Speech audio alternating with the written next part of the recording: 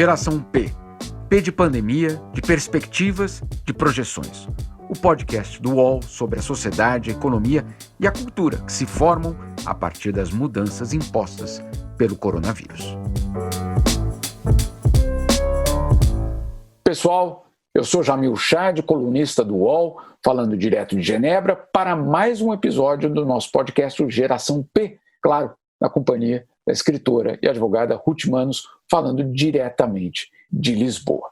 Ao longo das últimas semanas, nós tratamos aqui dos vários impactos da pandemia na sociedade, na cultura e, claro, na economia.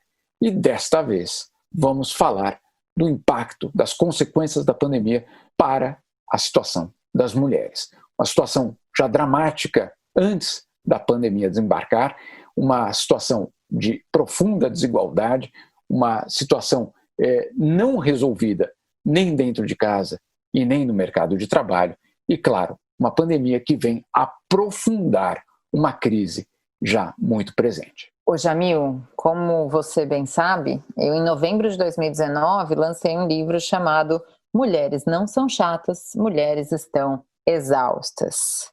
Mas eu te confesso que eu nunca imaginei que em menos de 6 meses eu olhasse para esse livro e eu descobrisse que ele, na verdade, ele é a ponta do iceberg. Né? Eu passei bastante tempo pesquisando e, né, sempre trabalhei, tanto como advogada como escritora, muito com as questões de gênero e feminismo, mas eu confesso que a pandemia, como tudo que a gente está vendo por aí, é o efeito panela de pressão, que a gente já repetiu muitas vezes nos nossos episódios, né?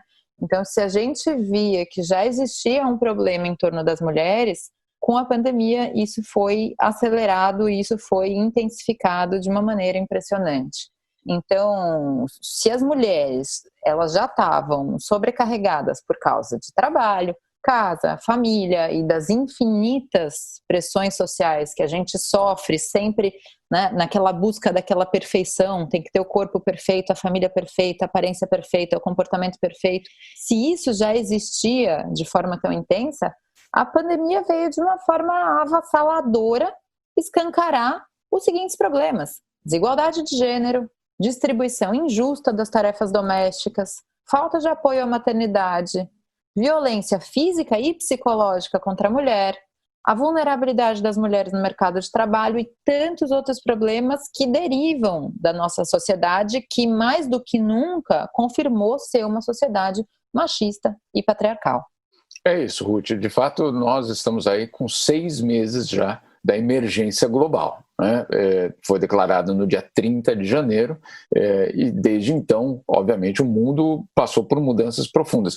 Eu, pessoalmente, eu tinha uma impressão inicial de que haveria, com o confinamento, haveria uma compreensão da parte dos maridos, dos homens, de que, olha, o papel da mulher, olha como ele é relevante e olha como ele deve ser, talvez, compartilhado de uma outra forma. Mas eu acho que 6 meses depois não foi isso que nós estamos vendo. E longe disso, na verdade. O que fica muito claro, como você disse, é que esses problemas aumentaram. Eles não foram nem de longe, você pode dizer que eles foram resolvidos ou foram tratados. Muito pelo contrário, essa situação foi aprofundada. Teve um estudo da Oxfam, que é uma entidade bastante reconhecida, que publicou em junho uma pesquisa muito interessante, mostrando que 43% das mulheres entrevistadas em 5 países diferentes afirmaram que durante a pandemia a carga de trabalho aumentou, né? Que elas estão hoje mais ansiosas, mais deprimidas, ou seja, você não teve de forma alguma durante a pandemia uma distribuição melhor ou mais justa do trabalho doméstico, da situação de casa, por conta da presença do marido em casa. Isso pelo menos fica muito claro ali. 50% das mulheres entrevistadas nessa pesquisa indicaram que a pandemia as fez trabalhar mais.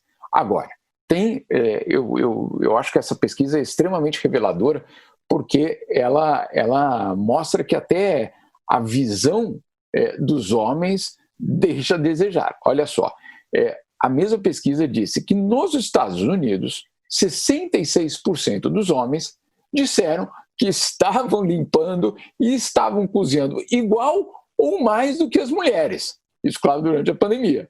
Agora, aí a pesquisa foi lá e perguntou para as esposas, né? Para as esposas. E só 35% delas confirmaram que o marido estava trabalhando igual ou mais do que elas. Ou seja, você tem uma percepção, vamos dizer assim, do lado masculino de que não, olha, eu faço igual ou mais. E quando você vai perguntar para as mulheres, obviamente a resposta é diferente.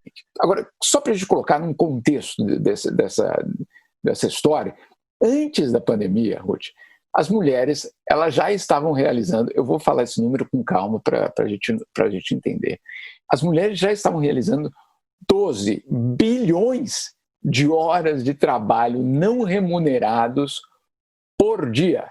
Vou repetir porque parece um absurdo, mas é isso. São 12 bilhões de horas de trabalho não remunerado por dia. Claro, nós estamos aí contando os vários continentes, a população global, a população de mulheres no mundo. Agora, o que significa isso? Significa 3 vezes mais do que os homens. Ou seja, trabalho não remunerado, quem se ocupa, quem faz, quem toma a responsabilidade eram as mulheres antes da pandemia. E como você colocou, isso só se aprofundou. Ô Jamil, acho que é inevitável, se a gente vai falar de desigualdade na pandemia e se a gente vai falar sobre as mulheres, a gente tem que falar muito sobre tarefa doméstica, né? Eu repito sempre uma coisa, o erro começa pelo verbo. Toda vez que uma mulher fala, não, mas meu marido é bom, ele é ótimo, porque ele me ajuda muito em casa, já começou o erro, né? Porque o verbo ajudar situa a tarefa doméstica como uma incumbência da mulher e o ato da participação do homem como um favor. Então, vamos mudar o verbo, ele, né, a gente não pode dizer que ele ajuda, mas sim que ele faz a parte dele. E outra coisa que eu falo, né, e que muitas vezes a gente cai nessa cilada, e eu me incluo nisso, porque aqui em casa existe realmente uma partilha muito correta das coisas, e muitas vezes a gente cai na cilada, na segunda cilada, de falar, não, mas meu marido é ótimo, né? E tornar isso uma coisa de glamourização de uma coisa que devia ser apenas um pré-requisito. Enfim, mas o que eu acho interessante a gente dizer tem uma frase que quem segue meu trabalho, livros, palestras e tal, você já deve ter ouvido 500 vezes, você já leu inclusive, Jamil, mas que eu adoro, de uma professora italiana chamada Giulia Manera, que ela fala, né, que a mulher ela nunca foi verdadeiramente emancipada, ela foi solicitada pelo capital. Então as tarefas domésticas nunca foram redistribuídas entre o homem e a mulher, elas foram simplesmente delegadas a uma outra mulher mais negra e mais pobre, que quando chega na casa dela também encontra as tarefas domésticas à sua espera. Então, o que eu acho que aconteceu na pandemia? Aconteceu o seguinte, a gente achava que a mulher, né, falando aqui de dentro de uma visão de pessoas mais privilegiadas, a gente achava que essas mulheres, elas tinham sido de fato emancipadas, olha elas aí trabalhando, fazendo sucesso, executivos, advogados, não sei o que e tal. E aí, quando você volta para casa e tira o papel da empregada doméstica, que era a pessoa que ficava cuidando disso, o que você descobre? Que essa mulher não foi emancipada, que a tarefa doméstica ainda é vista como dela, né? Não só pelo marido ou pelo companheiro, mas às vezes por ela mesma, às vezes pela mãe, às vezes pela sogra, às vezes pelos filhos. O fato é, atribui-se isso à mulher, mesmo que ela e o marido tenham 2 empregos, coisas para fazer, prazos para entregar, a tarefa geralmente recai de forma drástica sobre a mulher. Então, acho que a pandemia fez cair, de fato, a máscara da má partilha da tarefa doméstica, né? E acho que ainda tem um outro ponto que a gente tem que tocar, que é a extrema vulnerabilidade das empregadas domésticas nessa fase, né? O Brasil é o país que mais explora mão de obra doméstica no mundo. Eu escrevi minha dissertação de mestrado sobre esse assunto, faz uns 5 anos, e é um país que não sabe viver sem empregada doméstica. Então, as pessoas, elas estão, algumas, fazendo com que as empregadas continuem trabalhando, mesmo, né, com todos os riscos do transporte público e tudo isso, e nas casas onde as empregadas não estão trabalhando, está se sentindo aí que realmente talvez esse fosse um trabalho que devesse ser um pouco mais valorizado. Curti, essa questão que você está colocando, ela obviamente abre um outro capítulo, e esse outro capítulo do debate é justamente o debate sobre a relação entre marido e mulher, a relação dos casais, a relação das pessoas que moram juntas. Enfim, é curioso como há 6 meses havia uma expectativa de que o confinamento, primeiro na Ásia, depois aqui na Europa e, claro, no Brasil, que isso tudo geraria um novo baby boom, né? Essa era a expectativa, pelo menos inicial. Mas, olha só, 6 meses depois, não existe nenhum tipo de sinal nessa direção, e o que sim temos de uma forma muito clara é um boom de divórcios. E é curioso, porque isso não é algo limitado a uma certa cultura, a uma certa região do mundo. Alguns dados são bastante impressionantes. Por exemplo, na China, já em março, a China que começou o confinamento em janeiro, em março, quando a reabertura do país começou a acontecer, alguns escritórios de advogados em Xangai já indicavam um aumento de 25% no número de divórcios, ou pelo menos pedidos de divórcio, né? Algo parecido aconteceu na Europa e nos Estados Unidos. E agora, também tem outro debate que é bastante interessante, que se antes da pandemia muitas dessas ações aconteciam, ou vamos dizer assim, eram geradas por uma sensação ou por uma suspeita ou até prova de infidelidade, a quarentena trouxe outros assuntos para a mesa do divórcio e não apenas a questão da infidelidade. Na verdade, esse assunto, de uma certa forma, ele foi rebaixado, outros assuntos vieram à tona, isso, claro, pelas várias pesquisas. E um desses assuntos, que não tem como a gente não tratar, é justamente a da explosão da violência doméstica. Todos os dados que aparecem de vários lugares do mundo apontam justamente na mesma direção. Um aumento substancial dos casos de violência doméstica. Na Austrália, por exemplo, uma das pesquisas, numa das regiões da Austrália, mostrou que, de fato, houve um aumento de 40% nos pedidos de ajuda de mulheres que, claro, telefonavam, faziam algum gesto para o sistema, vamos dizer assim, de proteção às mulheres no país. 40% de aumento. Na França, esse aumento foi de 30% desde março, ou seja, desde o começo da quarentena.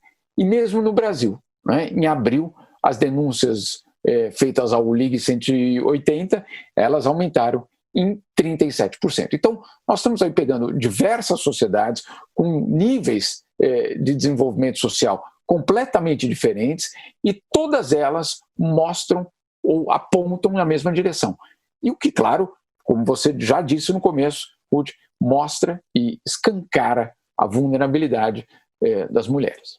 Muitas vezes as pessoas têm a sensação de não, no meu caso está tudo bem e tal, porque eu nunca apanhei. Agora, a gente precisa ter muita atenção para a agressão psicológica, para as ameaças e para outras formas verbais de violência. Acho muito importante a gente falar sobre isso. Existe um ponto em especial que eu acho interessante da gente falar, que não necessariamente precisa gerar um divórcio, mas que eu acho que precisa gerar reflexão, que é o fato de que muitas mulheres têm a sensação de estarem desequilibradas ou fora de controle nessa fase. Primeira coisa, eu acho que todo mundo está um pouco desequilibrado, todo mundo não está na sua versão normal, mas a gente precisa conhecer o conceito, que eu não sei se todo mundo conhece, de gaslighting, né? Essa palavra que ganhou um certo protagonismo no debate feminista recente, ela quer dizer o ato que geralmente vem de um homem, pode vir de outra mulher, mas geralmente vem de um homem próximo, marido, companheiro, filho, chefe, de dizer para uma mulher insistentemente, você tá maluca, você tá desequilibrada, vai se tratar, sua louca, né? Que a gente sabe, quem é mulher sabe quantas vezes já ouviu isso ao longo da vida. O problema é que muitas vezes as mulheres começam a se convencer de que realmente não estão bem psicológica ou psiquiatricamente. E aí, é claro, todos nós devemos, sempre que possível, como a gente disse no episódio sobre saúde mental, buscar apoio. Agora, a única pessoa que pode te dizer que você está de fato desequilibrada, que você precisa de medicação, você precisa de tratamento, é um psicólogo ou um psiquiatra. Não é um marido, não é um companheiro, não é um filho, não é um chefe. E eu coloco o chefe aqui na conversa porque as mulheres, se elas já estão trabalhando sob pressão por causa da família, casa e tal, também se está trabalhando com uma pressão potencializada na questão de trabalho. Gaslight existe em casa, existe no casamento, existe na relação de maternidade com filhos adultos, existe às vezes na relação de filha, existe na relação profissional. Vamos tomar cuidado porque isso é uma bomba relógio. Geração P volta já.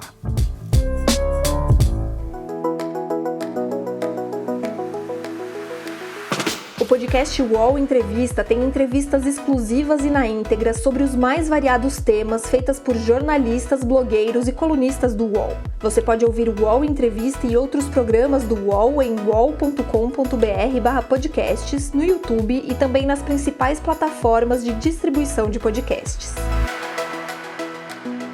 Recebe salário, faz transferência, pagamento, recarga de celular e até empréstimo, tudo sem taxa. PagBank, a sua conta grátis do PagSeguro. Baixe já o app e abra sua conta em 3 minutos. Ruth, e de fato, eu acho que você tocou num outro capítulo que também como você disse no começo, né?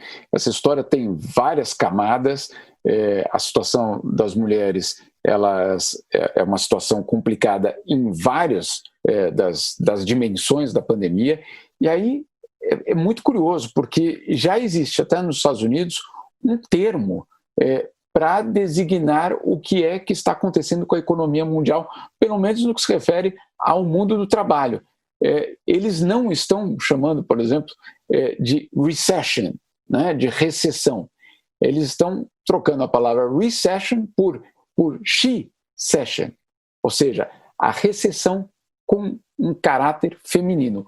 She-cession, em vez de recession. O que isso quer dizer? Vamos traduzir não só a palavra, mas também o que isso significa na prática. A recessão, ela obviamente vai ser para todo mundo. Obviamente a economia vai desabar para todo mundo. Obviamente a situação econômica vai ser dramática em termos de busca de emprego para todos. Mas ela vai ser especial, ou está já sendo especialmente dura, mais uma vez, para as mulheres. Em abril, por exemplo, nos Estados Unidos, insistindo nos dados americanos, que talvez sejam, pelo menos por enquanto, alguns dos dados mais completos, 55% das pessoas que perderam emprego nos Estados Unidos em abril, ou seja, mais da metade, na verdade foram mulheres que perderam o seu trabalho. Então, as mulheres perderam mais trabalhos do que os homens, em termos de postos de trabalho. Isso é algo importante. Olha só, o número, pelo menos, de abril, ele já foi maior do que toda a recessão de 2008 e 2009. Ali na quebra do Lehman Brothers, com a crise mundial, crise financeira mundial, etc. Apenas o mês de abril, em termos de perda de trabalho para as mulheres, já superou o que aconteceu em 2008 e 2009. Mas isso são os números de abril. Nós estamos já alguns meses depois e, na economia americana, alguns setores já retomaram um pouco a atividade e já voltaram a contratar. Mas adivinha, Ruth, não contrataram as mulheres, né? Então, elas foram as que mais perderam postos de trabalho e estão sendo as que mais estão sendo afetadas por não conseguirem voltar ao mercado de trabalho, né? Quando o emprego voltou, ele voltou para os homens. Então, essa história doméstica, né, de casa, complicada, que se soma à questão da violência doméstica, também complicada, ela ganha uma outra camada justamente com eu diria, esse desmonte das conquistas, talvez, dos últimos 20 anos, de que você disse, não, agora, como você disse, não, olha, é profissional, está garantida, está no mercado, não tem volta.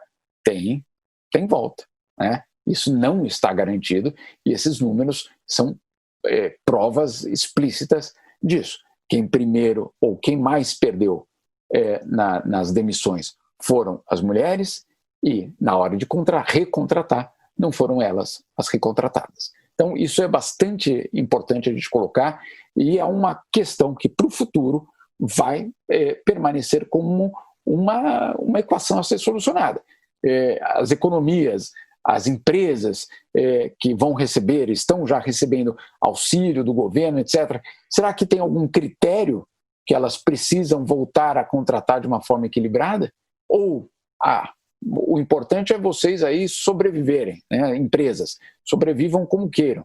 Não, sobrevivam como queiram, mas voltando a aprofundar a desigualdade entre homem e mulher no mundo do trabalho. Então, esse resgate do Estado, de alguma forma, vai ter de ser, pelo menos, a minha opinião, repensado nessa situação. No Brasil, não estamos longe disso não, Ruth. É uma situação também extremamente complicada e com os primeiros números mostrando algo extremamente preocupante, que 7 milhões de mulheres já deixaram o mercado de trabalho. 7 milhões de mulheres, nós estamos ainda numa situação de pandemia no Brasil, a curva não está achatada, não sabemos quando haverá uma estabilização e já temos 7 milhões. Ou seja, aquela ideia inicial do she-cession, né, da recessão, da she-cession, que não a recession, não sei como é que a gente poderia traduzir em português, mas é a recessão feminina, é a recessão da economia atingindo as mulheres de uma forma especialmente dura. Essa é uma realidade americana, é uma realidade aqui na Europa, e esses números mostram que ela é uma realidade também muito brasileira. Ô Jamil, e eu acho que o que é interessante a gente olhar disso, até já encaminhando a conversa para o final, é que não dá para olhar para os assuntos de forma isolada, né? Então, quando a gente fala, tarefa doméstica, violência, trabalho, sobrecarga, maternidade, não dá para olhar para um assunto de cada vez, porque tudo isso está absolutamente interligado. Então, a mulher que está sobrecarregada com a casa e com os filhos tem um reflexo direto no desempenho profissional. Se tem um reflexo no desempenho profissional, a probabilidade de perder o emprego é muito maior. Só que perder o emprego, para a maioria das mulheres, não significa apenas perder o dinheiro, mas sim perder a liberdade. Então você perde a liberdade, só que se você é uma mulher que está numa situação de violência, você se vê dependendo financeiramente do marido ou do companheiro e você se torna absolutamente refém dessa situação. Então não dá para olhar para esses problemas de forma isolada. As coisas são uma coisa só, né? Então, mais uma vez, né, não é opinião minha ou sua, a gente vive numa sociedade machista e patriarcal que gira em torno primordialmente dos interesses masculinos, do interesse do homem, e a gente vê isso em toda a nossa conversa, e basta abrir o jornal qualquer dia para ver isso. A gente não pode tentar resolver um problema ou outro problema, né? A gente tem que mudar a visão, a gente tem que mudar a coisa pela base, pela estrutura, porque não adianta a gente mudar aqui, porque está tudo junto. Então, eu acho que o principal para a gente, né, fechar essa ideia é que a gente, sobretudo no Brasil, que tem um machismo reforçado e validado pelo governo, né, nesse momento agora, o governo Bolsonaro é declaradamente um governo machista e um governo que não tem as demandas femininas como uma prioridade na sua agenda, né? A banalização das situações de violência contra a mulher, não só a violência física, mas a violência trabalhista, a violência institucionalizada, a violência legalizada contra a mulher.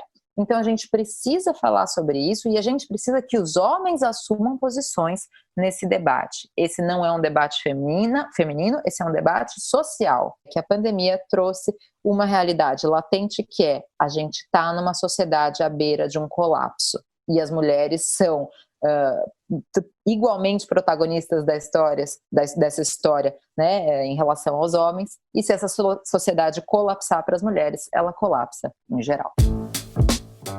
Geração P tem apresentação e reportagem de Ruth Manos, Jamil Chad e Juliana Bergamo.